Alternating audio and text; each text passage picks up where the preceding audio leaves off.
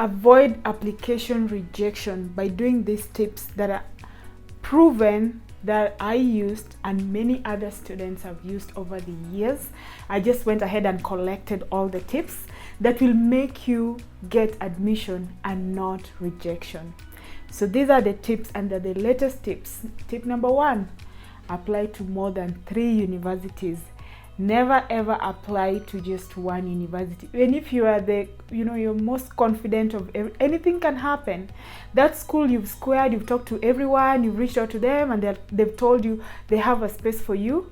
Unfortunately, I've seen in so many situations where students have been promised, they have an advisor and everything, and they just apply to one school and they don't get accepted. So avoid applying to just one school. The minimum number of universities you should apply to is at least 3. That's tip number 1. Tip number 2, make sure you give out your application documents, your personal statement, your referral. Okay, some of them you can't access them, but make sure you give somebody to review your personal statement, to review your essays, so that they can check on grammatical error, they can check on coherent of your whatever you're writing, they can check on how good your personal statement or your essays are. Because as I've shared in my videos before, your personal statement gives a picture of who you are and why they should select you. If you don't give a very strong personal statement, unfortunately you might not be in a position to get admitted and you'll get rejection.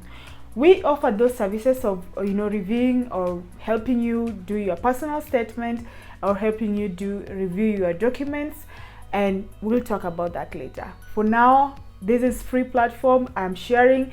Make sure you give to at least 2 or 3 independent people who will give you independent feedback on your documents, especially your personal statement, your essays.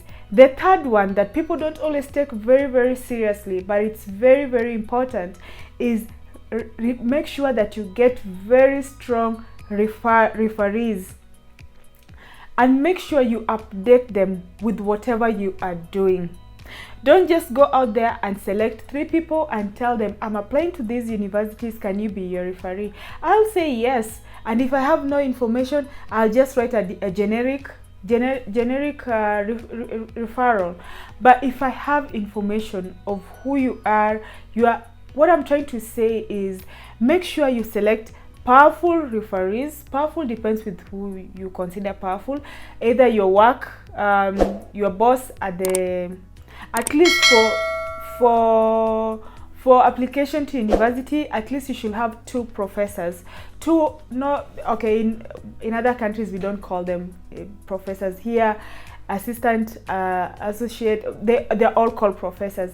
But in your country, if they're called lecturers or senior fellow or whoever, make sure you reach out to 2 of your academic professors, senior fellow, lecturer, whoever they are. Reach out to them because their voice matters in your application. So at least in your 3 of your referees, 2 should be your academic referrals, and the third one should be either your leadership, somebody who's seen you in your leadership, your sports person if you are applying through sports, or where you're working, your boss, or just make sure. And another thing is that you can draft some of the things you've been doing, some of the things that you'd love them to reflect, and back it up with your CV. And if you have an achievement, send them a copy of your certificate, the achievement and award you got, so that they can know how to pimp that application. You feel me?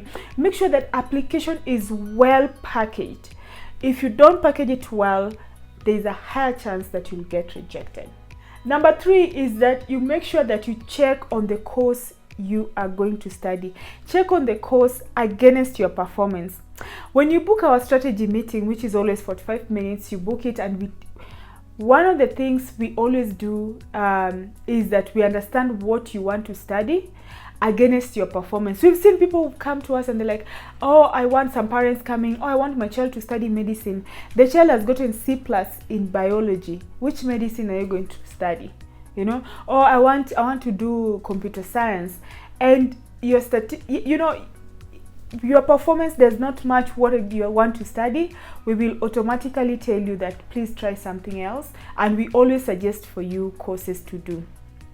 So if you want to explore our services, you're welcome, but for this particular one, I'm going to share with you, check on your performance, be honest with yourself.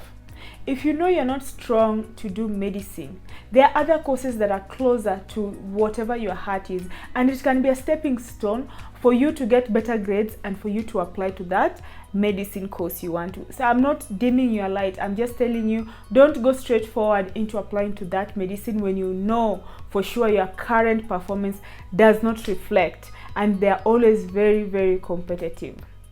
Okay, tip number, I've lost track. GRE, if you want to do GRE or not. This is something I always tell people, and personally I am doing it.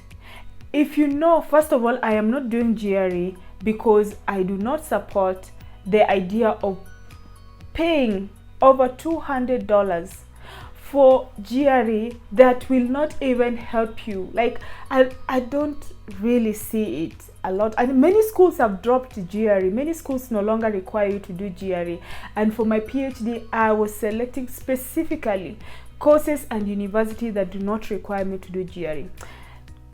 Two main reasons. One, $200 is a lot for me. I cannot afford that. That's $200, and if you fail you have to do another one, and if you fail, I mean, you can end up using $1,000. That is too much for me. So I mean, choose your struggle. If you have $200 and you want to do GRE and it's a must, go ahead and do it. If it's a must for your course, I'll also advise you to go ahead and do it. Another thing that you can also do, why I don't like, if you know you've not performed very well in quantitative, or maybe you've not performed very well in English or whatever, and you do GRE, and if you perform poorly, it will be like a rubber stamp for them to know that you are below average student, you know. So if you know, and some of the quantitative aspect of it, there are, you know, things that you did, like I was looking at them, I did it like 13 years ago, or you know, you barely, it's like you're starting a whole 4-year school program. I personally don't support that kind of things. So if you know you're not going to perform very well in GRE, you rather not do it, because it will work against you. If you know you're not going to perform very well in GRE, don't do it, because it will work against you. You will submit, they'll say, oh, we don't consider your we don't have a bare minimum. But if somebody has scored higher than you, I mean, they stand a higher chance. So alternative to that is look for courses that don't require you to do GRE, or look for universities that have, you know, like University of Denver, they used to have GRE courses, but they got rid of, most courses no longer require you to have GRE, because I think they've seen it's irrelevant to somebody's performance, or I don't know why, but many universities nowadays don't require you to do GRE. Another thing that I'd love to share is that always learn to build your experience. I remember when I was applying for my master's that I got full scholarship. Oh, if you're meeting me for the very first time, my name is Sheila Vantigraph, and my veteran viewers, thank you so much for continuing to watch my channel. Thank you for your lovely messages. I am doing much better. I thank God for your prayers. I have just graduated with my second master's, international development. I was also on full scholarship, so that's why I'm always sharing a lot on scholarship, study abroad, you know, master's, PhD, and all that, because I'm in that path. I also share a lot of opportunities like this one on how to, for you to get admitted, and as things go by, things are going to be very, very competitive. So I mean, and I also went through major knee reconstructive surgery. I have been working on crutches. Now I don't use crutches, so that's good news. Just hoping that I will be able to bend my leg more than I'm currently doing. I'm still in pain, but the bones, because I remember I mentioned that they put screws, so they say that my bones are healing so well. Sooner or later it will be a story of the past. Anyway, let's go back to our tips. Another tips that please guys, remember to subscribe, like, share. Comment, let me know if some of those tips are, there are reasons why you got rejected, or there are reasons why you got accepted. And if you got accepted, please comment on some of the tips that they can use so that they can avoid rejection. And by the way, getting rejection does not mean that it's the end of the world. It's just for you to try another style to go about it. Okay, another thing that people don't, or maybe we don't take keen interest on, is our CV. Review your CV, and mostly if you're coming from a British influence or colonial, or from how we do our CV is so different. If you're applying to study in the US, they mostly ask for your resume. Your resume is different from your CV, and that one you can Google online.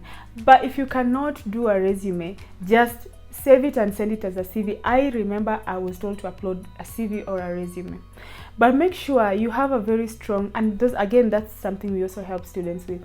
Make sure that you have a very strong CV. Whatever you're writing in your personal statement, in your essays and all that, should reflect on your CV. Okay, so just make sure you have a good CV. Another tip is check on the school acceptance rate. School acceptance rate. A lot of people don't always see this as very important. The lower the school acceptance rate, the lower the chances of you getting in.